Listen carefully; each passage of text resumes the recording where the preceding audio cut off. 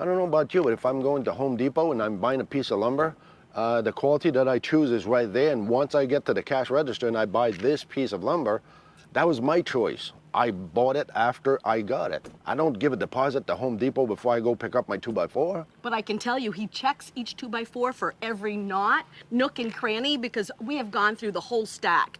Oh, we did that before. Yes. Many times have we done that. Yep.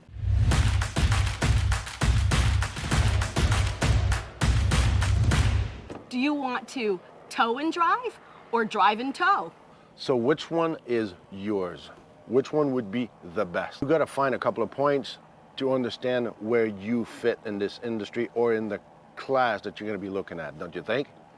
So the first thing you need to do is figure out the trailer capacity, the towing capacity of what you're going to be hauling with, and do never, and I'll stress again, do never trust the dealer or the salesman to tell you that, oh yeah, your vehicle is right. We'll go with a featherlight or whatever they want to call it. This is total bogus. Do not trust people telling you what they think. Do your own research. That's the key right there. That is gold. That is written on stone. If you do not verify this, the person that's in front of you most likely have no idea, and they'll claim they do. But if they do, which some of them might, tell them to show you what your vehicle towing capacity, the GVWR, the GAWCR, the CCC, the carrying cargo capacity of your truck, of your trailer. You want to be meticulous. You want to understand. Some people or some access like internet will give you those standards, and versus the manufacturer, the brand, from your vehicle to your trailer. Because the salesperson, they just want your money. They're going to tell you anything to sell you that trailer. Yep. Anything you want to hear, they'll tell you. And if they feel that you're trusting them a little bit, there you go. They're going to sell you a trailer. Not a vehicle. They don't sell trucks. And for the Class A's, you want to verify that the towed vehicle that you're looking at has the capacity of being either flat towed, and if you can't flat tow, well, you'll need one of those little dollies.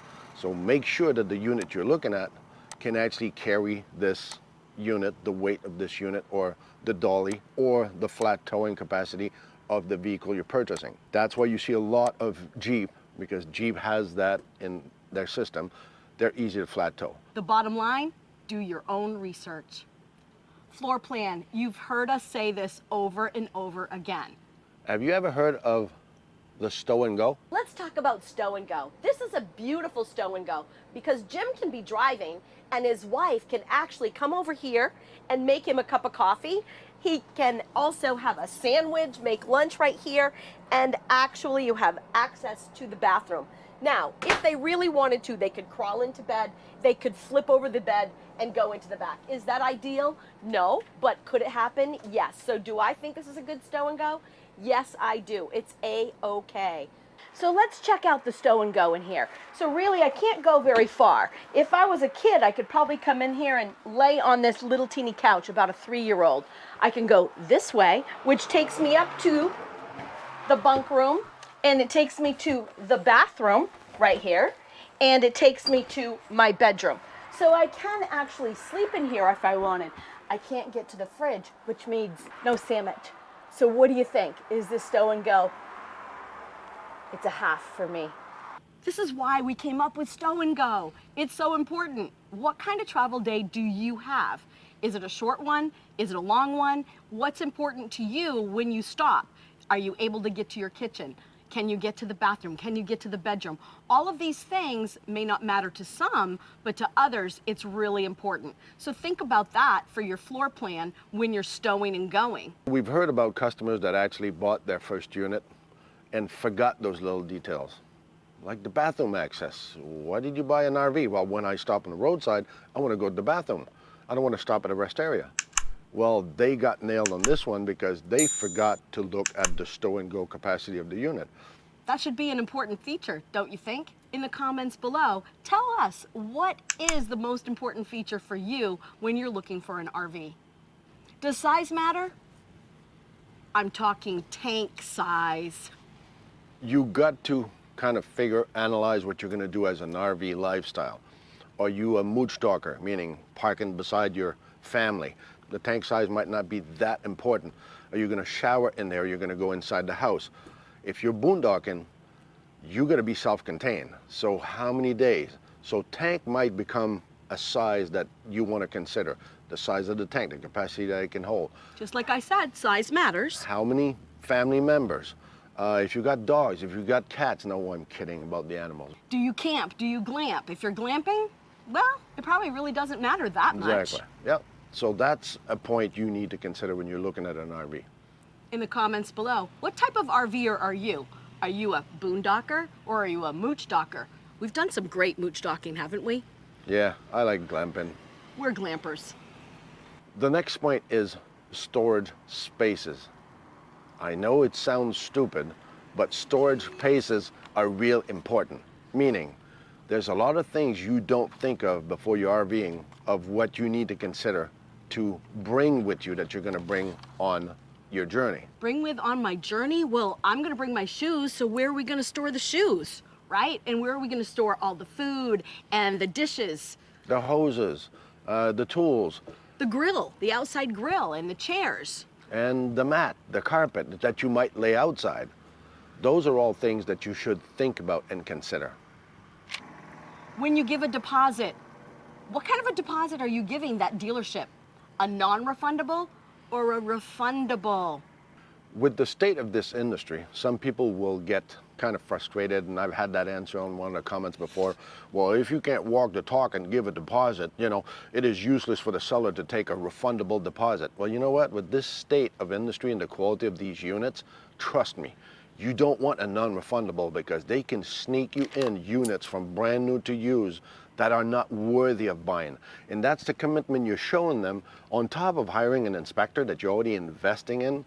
Please do so. Go elsewhere. Do not deal with these people at all. That's my common sense. Dealerships should not be making money off your deposits. They're making money out of sales. So if they want to sell something, shouldn't it be straight and ready to go outside the door when you pick it up? I don't know about you, but if I'm going to Home Depot and I'm buying a piece of lumber, the quality that I choose is right there, and once I get to the cash register and I buy this piece of lumber, that was my choice. I bought it after I got it.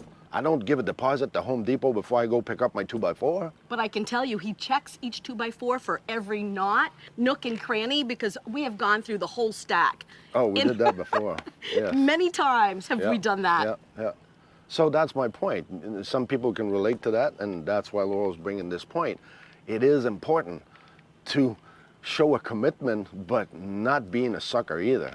And on that note, what about all those hidden fees? Look at the hidden fees in the contract they want you to sign. Don't just sign it. You need to read and look for those hidden fees. So there's always a list of the things they give you when you ask them, what's the price? Either the price out the door, or you got to remember, those monthly payment they get you at, they really get you at to bring you in, to lure you in. That $311 a month is bullcrap. You know that, I know that. It's just to lure you in, and you think, well, now it's $389. Well, now it's $460, but honey, I want a camper. $311. Well, me too. Favorite number, by the way. It is. You've got to be careful of all these hidden fees that they will nail you with.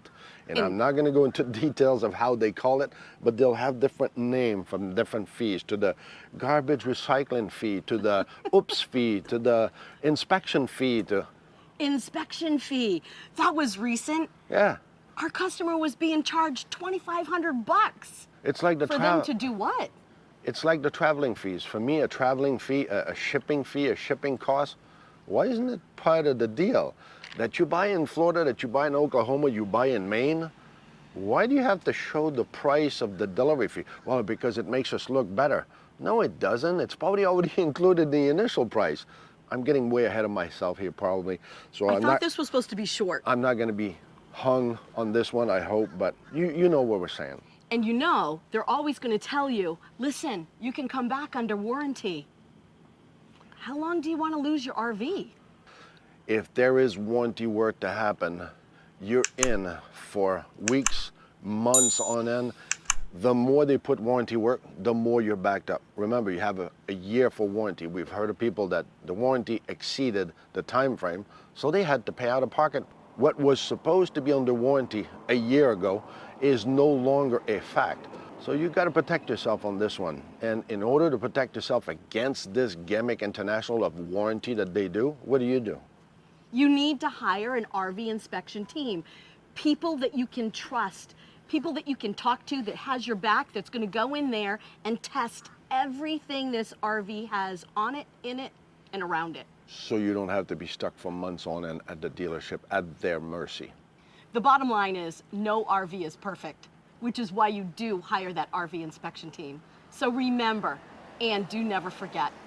It's not all about the destination. It's all about the journey.